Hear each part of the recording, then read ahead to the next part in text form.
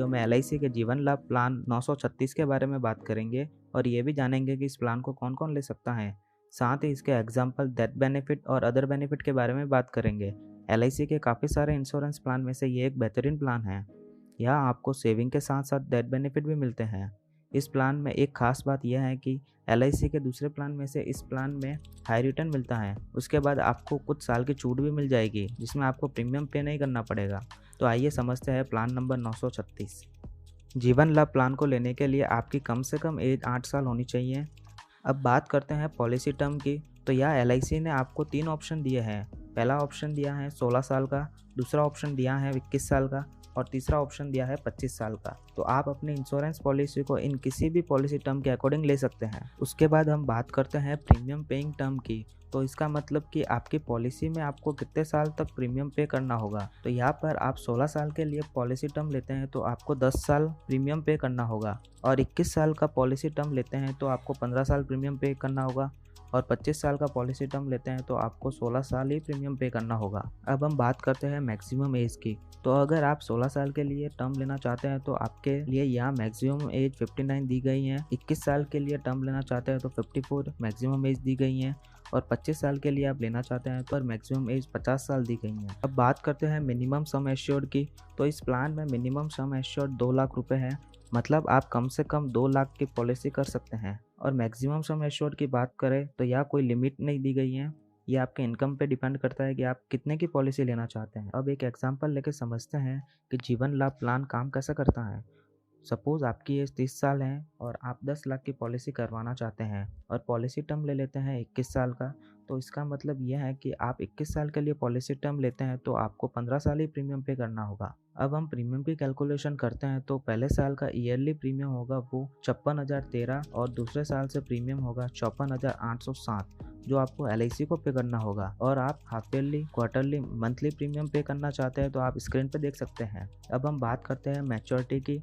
तो जब आपकी पॉलिसी को 21 साल पूरे हो जाएंगे तो आपकी पॉलिसी भी मैच्योर हो जाएगी। मैच्योरिटी पे आपको लगभग 20,87,000 रुपये मिलेंगे।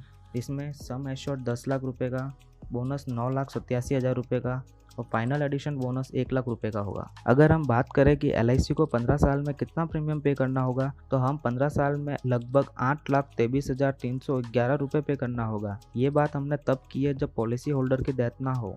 अगर 21 साल में पॉलिसी होल्डर के साथ कोई हादसा हो जाता है और उसमें उसकी डेथ हो जाती है तो उस केस में उसके नॉमिनी या उसके फैमिली को क्या क्या बेनिफिट मिलेगा। तो यहाँ पर पॉलिसी होल्डर की डेथ पॉलिसी टर्म के दौरान कभी भी हो जाती है तो उस केस में उसके नॉमिनी को सम एश्योर्ड प्लस बोनस मिल जाएगा। अगर हम एग्जाम्पल में देखते हैं तो पॉलिसी टर्म है 21 साल का और सम एश्योर्ड है 10 लाख रुपए का। तो पॉलिसी होल्डर की डेथ पॉलिसी शुरू होने के बाद और पॉलिसी मैच्योर होने तक कभी भी डेथ हो जाती है तो यहाँ पे सम एश्योर्ड का 10 लाख रुपए मिल जाएगा, और साथ ही जितने साल पॉलिसी चली है उसका बोनस भी मिल जाता है। जितने रुपए की आप पॉलिसी लेते हैं उतने आपके नॉमिनी को दे दिया जाता है अगर पॉलिसी होल्डर की डेथ पॉलिसी टर्म के दौरान हो जाती है। उसके बाद हम बात करते हैं एक्सीडेंटल डेथ की। तो अगर पॉलिसी होल्डर की डेथ एक्सीडेंट में हो जाती है तो उस केस में उसके नॉमिनी को क्या क्या बेनिफिट मिलेगा। तो यहाँ पर एक्सीडेंट के केस में उसके नॉमिनी को 10 लाख रुपए और एक्स्ट्रा मिल जाते हैं। तो यहाँ पर आपको टोटल 20 लाख रुपए का क्लेम का अमाउंट मिल जाएगा, और इसके साथ साथ जितने भी साल आपकी पॉलिसी चली है उसका बोनस आपके नॉमिनी को दे दिया जाएगा। अदर बेनिफिट की बात करें तो यहाँ आप लोन भी ले सकते हैं। पॉलिसी शुरू होने के 2 साल बाद आप लोन ले सकते हैं और जो भी इंटरेस्ट होगा वो आपको एलआईसी को पे करना होगा। अगर आप पॉलिसी को सरेंडर करवाना चाहते हैं तो पॉलिसी शुरू होने के 2 साल बाद आप पॉलिसी भी सरेंडर करवा सकते हैं। जो भी सरेंडर वैल्यू होगी वो आपको दे दी जाएगी। यहाँ आप प्रीमियम का mode yearly, half yearly, quarterly, monthly अपने अकॉर्डिंग आप ले सकते हैं।